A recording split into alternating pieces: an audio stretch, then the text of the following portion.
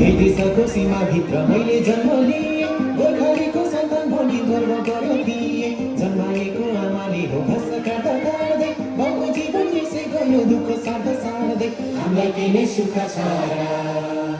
साथ मैले गर नसक्ने गर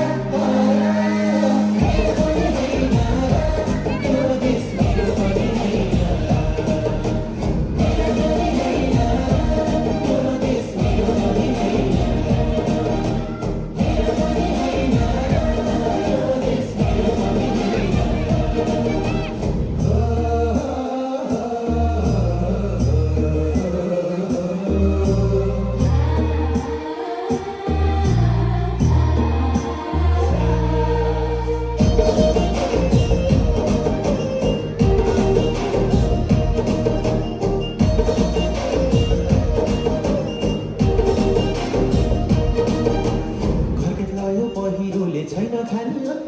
अन्न छैन भन्ने कुरा कता जानु भन्न गर्नु जन्म लिन पर्ने जापान धर्म छैन नेपालमा जन्म लिन कहिल्यै सुख पाइन हामीलाई के नै सुख छ